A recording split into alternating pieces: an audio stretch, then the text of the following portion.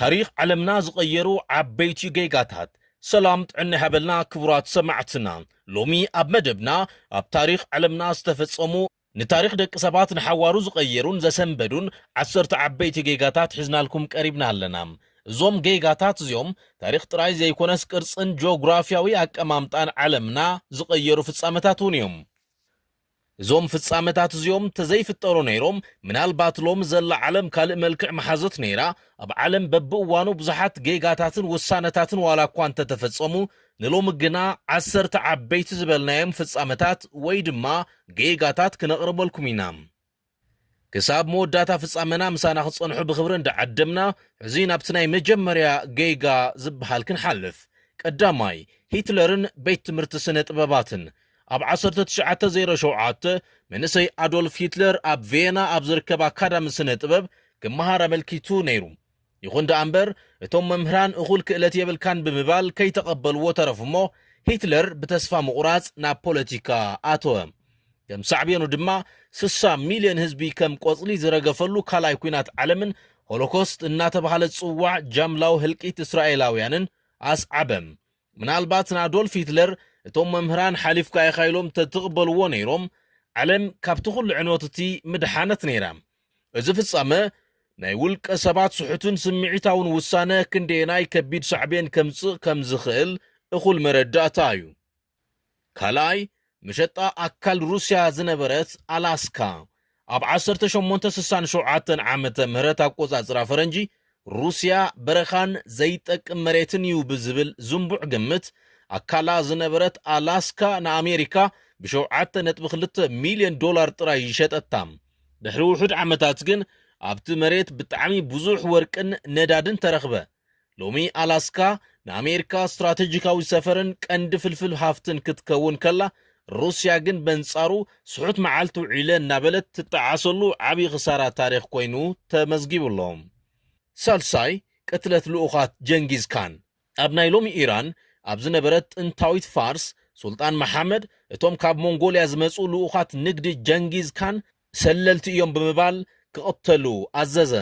ጀንጊዝ ካን በዚ ተቖጢዖም ዝፈጸምዎ ወራር ግዛኣት ኳሬዝ ካብ ገጽ ምድሪ ጠፈት ሚልዮናት ተቐትሉ ከተማታት ናብ ሓመድ ተቐየራ እዚ ጌጋዚ ንጥንታዊ ስልጣነ ፋርስ ዓብዪ ዕንወት ኣስዒቡ ስልጣነ ፋርስ ክወድቕ ዓብዪ ግደ እውን ተጻዊቱ እዩ ራብዓይ ቁልፊ ቢኖኪላር ቲታኒክ መርከብ ቲታኒክ ምስ ኣይስበርግ ወይ ናይ በረድ ከውሒ ክትጋጮ ኸላ ነቲ ከውሒ እቶም መርከበኛታት ኣቐዲሞም ክርእይዎ ይከኣሉን ምኽንያቱ ድማ እቲ ቢኖኪላር ወይ ድማ መነጽር ዝነበሮ ሳጹን ቁልፉ ስለ ዝጠፈ እዩ ንምንታይ ከምኡ ኣጋጢሙ ንዝብል ሕቶ እቲ ቁልፊ ዝሓዘ ሰራሕተኛ መርከብ ቅድሚ ምብጋሳ ብጌጋ ተቐይሩ ወሪዱ ስለ ዝነበረ እቲ መነጽር እንተዝህሉ ነይሩ ኣብ ውሽጢ ባሕሪ ዝህሉ ዝኾነ ይኹን ኣካል ብቐሊሉ ከርኢ ስለ ዝሕግዝ ከምዚ ዓይነት ሓደጋ ኣይመጋጠመን ይበሃል ልዕሊ 1500 ሰባት ድማ ኣይሞቱን ነይሮም ነዚ ዕንወት ዘስዓበ ተራ ስሕተት እዩ ተራ ሰራሕተኛ ኣብ ዝቕየረሉ እዋን ቁልፊ ናይ ሳጽን ሒዙ ብምውራዱ ዝተፈጥረ ስሕተት እዩ ሓምሻይ ቅዱስ ጌጋ ኣሌክሳንደር ፍሌሚንግ እዚ ጌጋ እዚ ካብቶም ካልኦት ዝጸራሕናዮም ጌጋታት ጠቓሚ ጌጋ ወይ ቅዱስ ጌጋ ይበሃል ተመራማራይ ፍሌሚንግ ነቲ ኬሚካላት ኣቐሚጡሉ ዝነበረ ቢያቲ ከይሓፀበ ንዕረፍቲ ወፀም ክምለስ ከሎ ግና ኣብቲ ቢያቲ ዝነበረ ቁሩብ ተረፍ ኬሚካል ወይ ሞልድ ብቐሊሉ ነቶም ባክቴርያታት ቀቲልዎም ጸንሐም በዚ ሸለልትነት እዚ ፔኒስሊን ዝተባሃለ መድሓኒት ተረኽበ እዚ ድማ ክሳብ ሎሚ ህይወት ቢልዮናት ዘድሓነ ዓብዪ ውፅኢት ሕክምና ኾነ ሻድሻይ ናይ ክረምቲ ወራር ናፖሊዮንን ሂትለርን ካብ 1812 ክሳብ 1941 እዞም ክልተ ዓበይቲ መራሕቲ ኩናት ንሩስያ ክወሩ ከለዉ ነቲ ብርቱዕ በረድን ቁርን ሩስያ ኣቃሊሎም ብምርኣዮም ዝበጽሖም ወተሃደራዊ ክሳራ ንዓለም ዘደንገጸ ፍጻመ ኮይኑ ተመዝጊብሎም ውፅኢት ዝወራር ሰራዊቶም ብጥበብ ኩናት ዘይኮነስ በብርቱዕ በረድን ቁርን ተሰዒሩ ወደቐ እዚ ጌጋዚ ንውድቀት ግዝኣቶም መበገሲ ኾነ ሩስያውያን ፍሉይ ድሙቕ ናይ መኸተ ዓወት ከመዝግቡ ከለዉ ተሃንዲዶም ዝወፈሩ ጸላእቶም ግና ስዕረት ተጐልቢቦም ክበታተኑን ክምለሱን እዮም ክኢሎም ሻብዓይ ፈረስ ትሮይ እዚ ጌጋ ብዙሕ ዋጋ ዘኽፈለ ፍጻመ ኮይኑ ተመዝጊቡ እዩ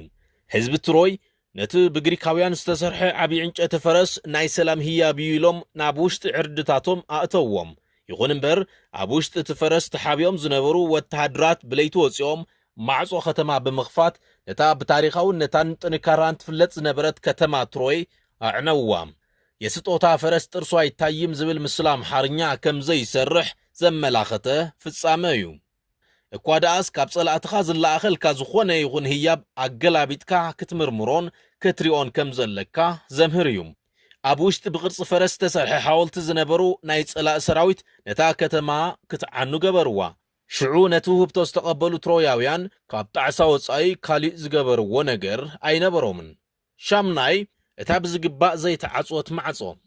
ኣብ 1453 ዓመተ ምህረት ኣቆጻጽራ ፈረንጂ ኦቶማን ቱርክ ንኸተማ ኮንስታንቲኖፕል ናይ ሎሚ ኢስታንቡል ክኸቡ ከለው ሓደ ወታደር ኮርኮፖርታ እትበሃል ንእሽቶ ማዕጾ ብጌጋ ከይዓጽዋ ረሲዕዋ ተረፈ።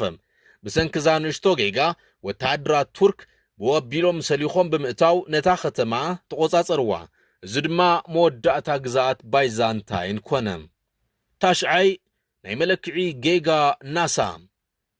ናሳ $125 ሚልዮን ዝወፃ ማርስ ክላይሜት ኦርቢተር ዝተባሃለት መንኮራኹር ናብ ማርስ ሰደደ። ፍርቅቶም መሃንዲሳት ሜትሪክ ሲስተም እቶም ዝተረፉ ድማ እንግሊሽ ሲስተም መለክዒ ተጠቕሙ። በዚ ናይ ኣሃዱታት ዘይምጥዕዓም ድማ እታ መንኮራኹር ማርስ ምስ በጽሐት ተሓምሸሸት። $125 ሚልዮን ብሓንቲ ናይ መለክዒ ጌጋ ምኽንያት ፈሲሱ ተረፈ ማለት እዩ። ዓስራይ ብማኦ ዜዱንግ ዝተፈጸመ ወፍሪ ኣዕዋፍ ምጥፋእ መራሒ ቻይና ማኦ ዜዱንግ ኣዕዋፍ እኽሊ ይበልዓ ኣለዋ ብዝብል ህዝቢ ንኹለን ኣዕዋፍ ክቐትል ኣዘዘ። ኣዕዋፍ ምስ ጠፍኣ ግና እተን ኣዕዋፍ ዝበልዖም ዝነበራ ዕስለ አንበጣ በብዝሓለፍዎ ተራብሑ።